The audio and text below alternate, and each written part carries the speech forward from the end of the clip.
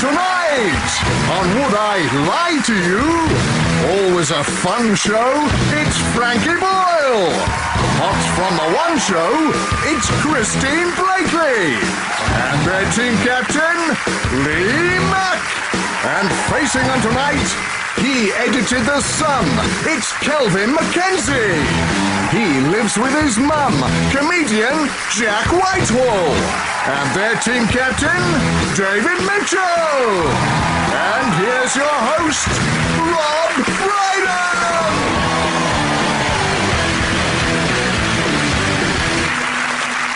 Good evening and welcome to Would I Lie to You, the show where liars always prosper. A recent survey revealed that one of the most common lies is how nice to see you, as in the sentence, how nice to see you, Lee.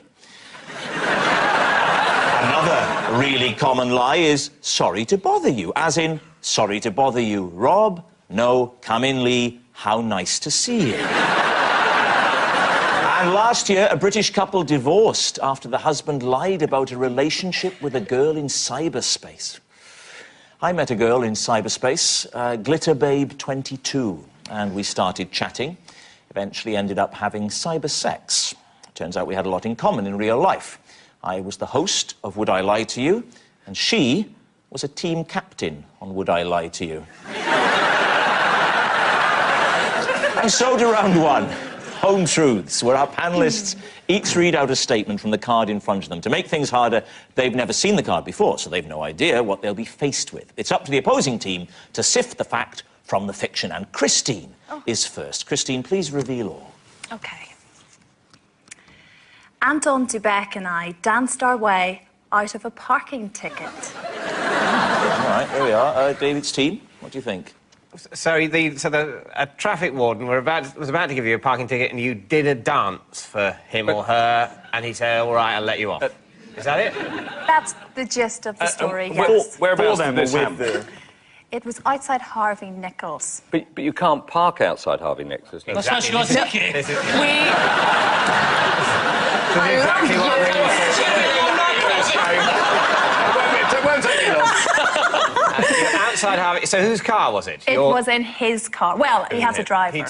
Oh, right. So his chauffeur, did he join in with the dance? The chauffeur? No, he didn't. What kind of dance was it? It was a little bit of a foxtrot. He's a ballroom guy, you see. And waltz was my best dance on Strictly, so it was a bit of ballroom. Does Anton de Beek try to dance his way out of every traffic violation? I would say probably. Was it an Italian traffic warden who watched what you were doing and went, you were fast, you're furious, you're back, you're forward, you're up, and doing Bruno Tognoli from Strictly Come Dancing? Can I say, I think that you look a bit like the gentleman in question, don't you? The traffic warden? No. No, you look like Anton de Beek. It has been commented on. Why don't you demonstrate with Rob how the dance went? Anton? Yeah, go on. Go on.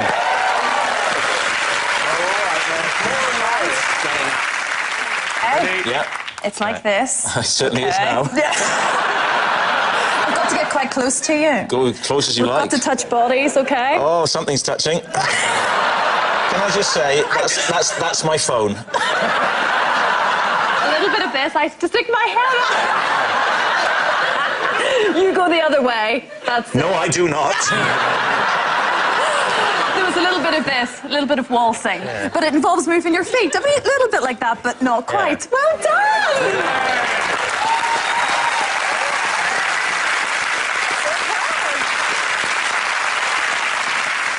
So there we are. Now, what do you reckon, then, David? What do you think?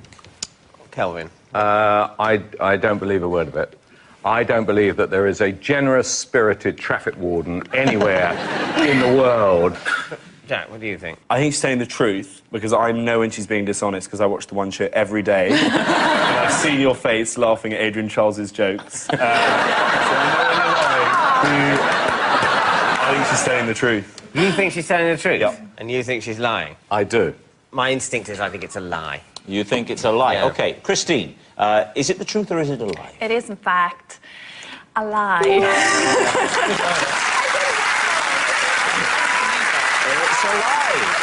Christine and Anton Dubek did not dance their way out of a parking ticket. I mean, no one who saw Christine dance would believe that. If anything, they'd probably increase the fine. You're next. Every Christmas, my dad makes the whole family stand up to watch the Queen's speech. Lee's team, what do you think? How many is in your family? There's 2 brothers and sisters, and then 2 parents. You look like you're lying about that. No, I'm just trying to remember. So he makes the 5 of you all stand for the Queen's We all speech. stand. Not just the national anthem at the beginning, the actual... The whole speech. So when it goes on, we're all, you know, come on, hurry up, old woman. The old woman, he doesn't like us referring to her as that either. Right. We stand up. Is that the only thing on Christmas Day that's got some sort of physical challenge element to it? Or do you have to hop throughout Indiana Jones? Or... through the bridge. They're just standing for the Queen's speech. But why would that be? I mean, I know why he's quite old-fashioned. He's living in a kind of like time warp. He's quite an old dad, and he's one of those people like he'll buy Spam and sit in the cellar because he misses the Blitz. He's like still thinks he's living in a bygone era. How old is he, Jack? He's 69 today, actually. And how old are you? 20. So basically, if you're 20 and your dad's 69, at the point that he conceived you, he must have thought there is a significant risk that this will kill me. Jack, are you allowed to speak during the speech at all, or is it very much this is 50 minutes of silence? Did you say 50? Did you say 50 minutes of silence? Is that the director's 15. cut? It's 10 at most, and they pad it out with music and They do. handshaking. Yeah. In terms of actual facts she's conveying, it's sort of 5.5 minutes, if you ask me. Yeah. And she talks slowly. She's bad at it. It's a shit programme. Did you see that when the Queen met Obama and then everyone it was amazing, you saw her face just thinking, please don't talk to my husband. Obama said about the Queen that he thought that she was surprisingly knowledgeable about politics, and she was clearly thinking, Nelson Mandela's looking well.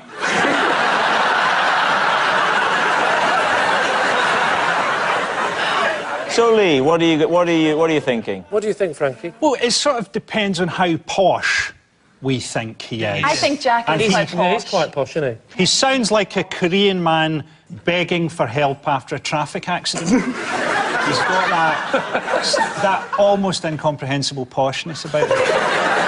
Sorry, is that what conjures up poshness to you more than anything else? An injured Korean? Sounds to you incredibly posh. To be honest, I can't understand a word you're saying. Do you, Jack? Do you get to a point where you're so posh that you do without hairbrushes? I found my depth sometimes because those protest things where they go on the marches and stuff. The only one I've ever been on was fox hunting, and there were people going around saying, you know, oh, this is a real cause, and you know there are more names on the pro fox hunting petition than there are on the anti one. I thought, yeah, because most people that sign it have triple-barreled surnames. Foxes are the great way to tell class, aren't they? Because if you see a fox in your back garden, if you're upper class, you get on a horse and chase it. If you're a middle-class person, you get your children to do a picture of it, maybe send it to Blue Peter. If you're working class, you beat it to death with a shovel and use it to make soup.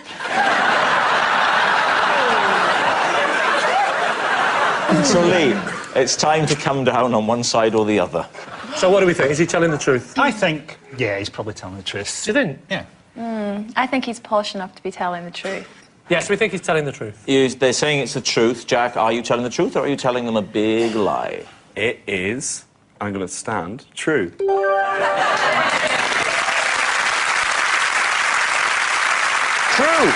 Every Christmas, Jack's dad does make the whole family stand up to watch the Queen's speech.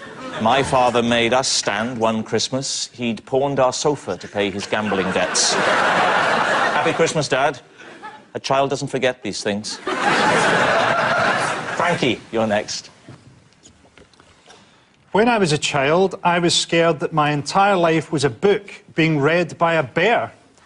And one day, the bear would close the book and my life would end. The first question is, what on earth made you stop thinking that? I grew older and more rational. I thought, you That's know... a matter of opinion. What age were you when this rather peculiar thought came to you? Quite early, but then, you know, up until I was maybe 7 or 8. I was quite afraid of that. So is it where your interior monologue was in the voice of a gruff bear? I thought that there was a chance that my life was as simply a fiction. We've all felt that, haven't we? Yeah, but not in a bear society. What does the bear look like? Was he like a little cartoony bear, or did he look very natural, like a natural bear? He was reading a book, so he didn't look that natural. It came from a storybook I had, which was called Tell Me Another Story, and it was about a bear reading stories to his little bears. Did you have any, like, relationship with him? Did you converse with him, or was he just reading? You can't converse with him. The bear, he's in the bear's world. Could you say, wait, junior to the bear.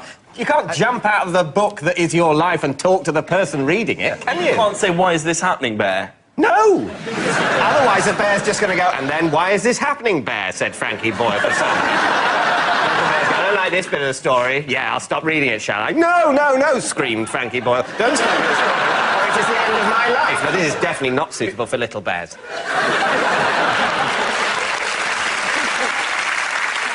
David, time to make a decision.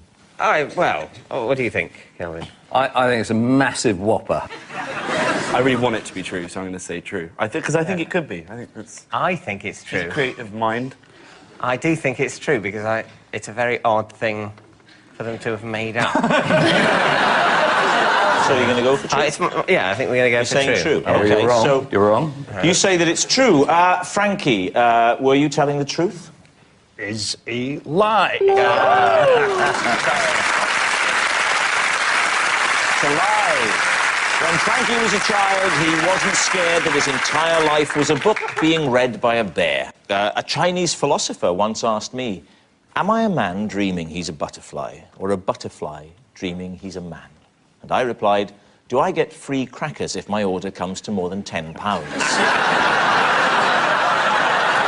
Our next round is called The Ring of Truth, in which I read out some amazing celebrity facts, and all our teams have to do is decide whether they're true or not. David's team, take a look at this.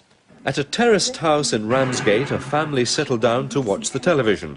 But the pictures on screen are from a rather special but unusual event.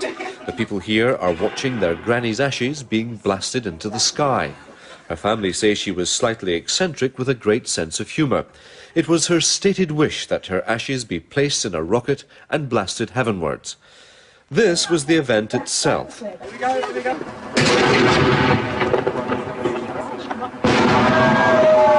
Bye, Granny! Yes, Granny's gone to a better place. Next door's garden. Well, here is the related fact, then, for David's team. Mick Jagger has been asked by a company if they can sell his ashes in collectible egg timers when he dies. They offered Mick Jagger, and it seems too good an opportunity to waste, Mick Jagger, they offered...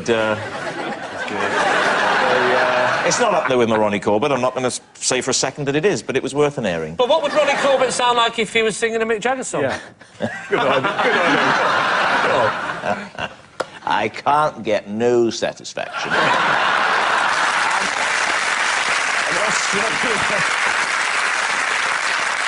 It was an Australian... Don't try and look like you weren't pleased to be asked. All right, on we go. An Australian novelty firm called Trend Connection, they were the ones, they offered Mick Jagger £20 million for his ashes. And the plan was for a share of the profits to go back to Mick Jagger's estate. On top of the £20 million.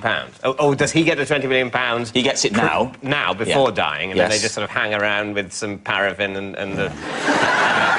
Well, these things were going to be... They asked Jagger's permission to market small portions of his ashes in collectible hourglasses, costing $1 million each. Oh. I mean, I know dignity has not always been that man's priority, but even for him, it is quite undignified to have your remains spread around the houses of a lot of vulgar millionaires and using it to time their breakfasts. So what are you going to say, then? What do you think, Kelvin? I think it's so ridiculous, it must be true. Kelvin's been better at the guessing than me, so I think we should go with Kelvin. So we're going to go with true. You're saying it's true. All right. Well, let me tell you this. It is true. Mick Jagger has been asked by a company if they can sell his ashes in collectible egg timers when he dies. Actually, Mick doesn't want to be cremated. He wants to decompose naturally, a process Keith Richards started 30 years ago. Which means at the end of that round, it's Lee in the lead with 3 points to 2.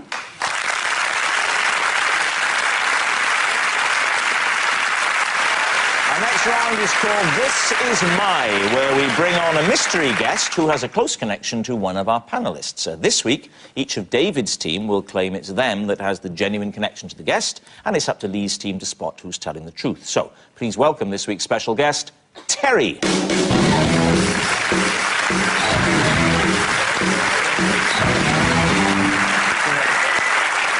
So, Kelvin, what is Terry to you? Well, this is Terry, and he built the nuclear bunker in my garden. All right. David? This is Terry, and he's the policeman who was called out when I was caught trying to break in through the window of my own flat. All right. And Jack? This is Terry, the mean machine Fraser, and he is teaching me to wrestle. Right. So there we have it. Lee's team, where on earth do you begin? Yeah. Calvin, how many people can fit in this bunker? I bet it's just one, you selfish git. Sorry, love. 4 at a push. So why do you feel... So why do you want one in the first place? It's a dangerous world out there, and I want to be protected, and I want to protect those closest to me. If there's a nuclear war, I don't want to live. Neither do I. I'm with you. I don't want to come out of a shelter and try and rebuild society. And find Kelvin Mackenzie skipping around saying I'm in charge. I have no skills. I mean, how long? OK, society is destroyed by a nuclear war. How long in this... Basically, we're back to the Bronze Age. How long is it going to be before people start pitching panel shows again? It's going to be at least 2,000 years. I'd love to see you in a Mad Max type of society as everyone's holding off a biker gang and you're going, I can think of an amusing reason why one of these 4 might be the odd one out. So, Calvin, there's 4 people can fit in this bunker. Yes. So you only have 3 people in the world that you care about. That is true. So there's us 2, and who else? Ronnie Corbett. We can live for another 20 years at the world's shittest party. OK, Jack, and why are you learning how to wrestle? Because I'm a big wrestling fan. I've always liked wrestling. What kind of wrestling? Like WWE. I went to WWE? WWE, yeah, World Wrestling Entertainment. Oh, I thought it was WWF. Oh, it's They had changed to change now. it because the World Wildlife Fund sued them. That's not a joke. That's why they had to change it. Is that true? Yeah. Yeah. Do you really like it? Yeah, I do. I saw a man who was like 7'4" in little spandex undies, and I felt alive. Amazing. How long have you been learning for? I've done 1 lesson, but I'm going to do some more. One lesson. It was really good. What are you learning for, though? Just because you want to be able to wrestle? Yeah, I want to be able to wrestle. I want to have many Who strings to my studies this bow. as a martial arts? You see all the posters, right? Taekwondo, karate, judo, whatever. I'm going to go and learn how to wrestle like a big pretend American. Jack, can you tell us the name of 5 famous wrestlers? The Rock, Hulk Hogan, The Undertaker, Go on. Shelton Benjamin. That's a bloody solicitors. Shelton Benjamin? He's a wrestler. Is he? Please don't tell me that you've accidentally been represented in law. Is that what it is? All right, David, remind us again. This is Terry, the policeman, who was called out when I was caught trying to break into the window of my own flat. Do we believe that, Christine? I can believe you were trying to break into your own flat for whatever bizarre reason, but I'm not so sure about... To live there, to continue to live there. I locked myself out when I had a plumber round trying to unblock a drain. I find it difficult to imagine you holding a conversation with a plumber as he did the job. Did you actually speak to him in your house? Yes. Did you have a glove puppet on? Little David is very pleased with your work. Would you like a cup of tea, says little David? Your genuine view of me is I would be unable to converse. Yes. I would have to create another character. So, please excuse my mute friend. You can't say a thing, can you? Anyway, I am in charge. That sink no longer functions. Silence, you! Now, you've not covered how the police got involved in this whole... A policeman, Terry, turned up, and I think had been called by a neighbour. All right, so look, we need an answer. So Lee's team, is Terry Kelvin's bunker builder, David's investigating officer, or Jack's wrestling teacher? The only thing that's true about any of this is that I do believe that Jack might be into wrestling. I reckon it's got to be Kelvin. He seems like the sort of paranoid nutcase. He might have too much time on his hands. At the minute, I'm going to go with Calvin. I think he might be telling the truth. It's got to be Kelvin. Well, I'll go with my team then and say that... Yeah. Saying it's Kelvin? Yeah, we're saying OK, Kelvin's right, now, nuts. Terry, would you like to reveal your true identity? I'm Terry Fraser, I'm the meme machine, and I taught Jack how to wrestle for a second.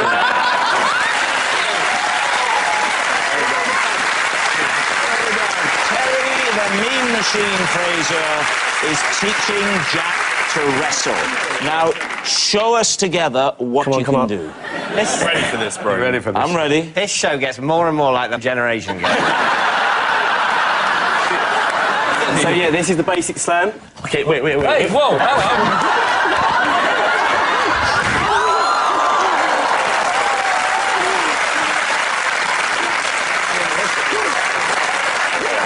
That's fine, Terry.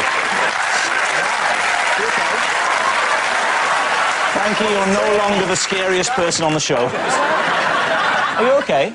Yeah, I think sure? so. Seriously? I've done one lesson. I'm not very good. I'll be honest, you didn't win. Can I just ask, during the lesson, did you get the impression that you were annoying, Terry?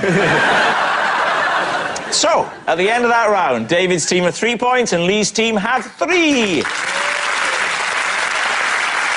Which brings us to our final round, quick-fire lies, in which our panellists lie not only through their teeth, but against the clock. Now, the scores are tied, so there's everything to play for. We start with... it's Lee. If you give me any date before the year 2000, I can instantly tell you what day of the week it was. Bollocks. Is this something you learn, or is this the kind of, you know, Rain Man type thing? No, I had to learn... You learned how to do it? Learnt the system. What's the system? The system is, what you do is you actually just learn. You sat there trying to think of a system, and what you're clamping for is you actually just learn what day of the week every day is. I can't go back to, like, 14 BC, right? But I can do it right the way back to the sort of 1920s, 1930s. And what you do is you learn a midway, so you learn one particular pit point in 1955, 3 months in 1955, you learn it off by heart those 90 days, and then there's a calculation that you can do to plus or minus. What's that calculation? Take a day, one of your expert period around Suez or whenever it was. Well, you have to give me the exact year, otherwise it'll be two different OK, answers. I don't mind. Right, the 14th of May, 1955. Well, hang on, 14th of May. Tuesday. Right. And so how do you extrapolate from your knowledge of that to go back to the 1920s to the 23rd of June, 1927? It's dead simple. Yep. It's 7, hang on, to the power of 2. Then you take away 10% unless it's a leap year. And is it a leap year, 1955? Of course not, you idiot, that was 54. And what about... yeah, no, of course. Okay. This one 1926. This one, did you hear that? It's 55, a leap year. Absolute crazy. Did you hear that? What an idiot. Listen, he's Oxbridge educated. What a... 90 years a leap year, 7 to the power of 2. 7 to the power of 2 is 49. Minus 10% is 4.9, so you got 44.1. Correct. I was going to say... That's not a day of the week, that's 44.1. It is. 44.1, Then you round it up or round it down, which is 44. 44, key of the door, 21, 2 and 1 is 3. Sunday's the first day, Sunday, Monday, Tuesday.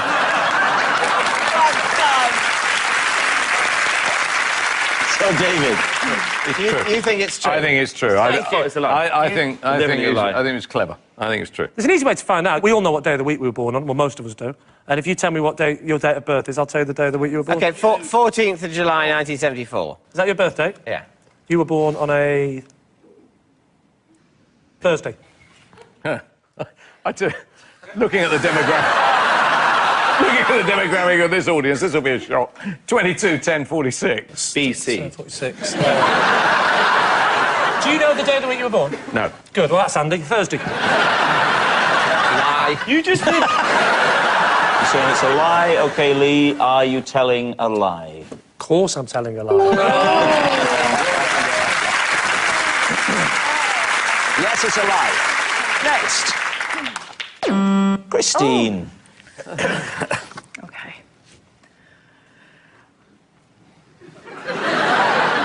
A Coronation Street star once made me remove all the red M&Ms from a bowl for him. Which Coronation Street star? My mum watches this, so I'm good. Adam Rickett. Adam Rickett. I should tell you that Adam Rickett played Gail Tilsley's son. There we are. Oh, right. Yeah. Well, that's really He went- competitive for me. Yeah. Didn't he? He went to Canada, or he went off, didn't he? I don't watch it, my darling. They just told me. So, Adam Rickett.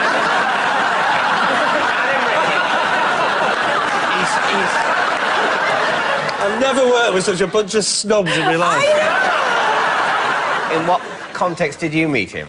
I met him when he was a guest on a show in BBC Northern Ireland. So, what were you doing on the show? I was working behind the scenes, which is what I used to do. What as? A floor manager. You did make the move from being a studio manager to in front of the screen, didn't you? Yep. Yes. She hasn't made the move to being in front of the screen. That would just be annoying, wouldn't it? She's in front of the screen, we're going, Christine, love, would you get out of the way, please? What do you think? Lie. And you? Go on, now, what do you think? I think it's a lie. Oh, well, there we are. Well, my views don't count, then, do they? Thanks very much. You're saying lie. OK, Christine, true or lie? It is actually true. So how did this request come through to you? What did he say? Well, you see, we get rider lists, as it's called, and for sort of big names. What's on your rider list? This is when I'm on tour. Flapjacks, raspberries, a Diet Coke, 2 still mineral waters, grapes and blueberries. Rock and roll, Rob. Rock and roll. You don't look like this without a bit of effort.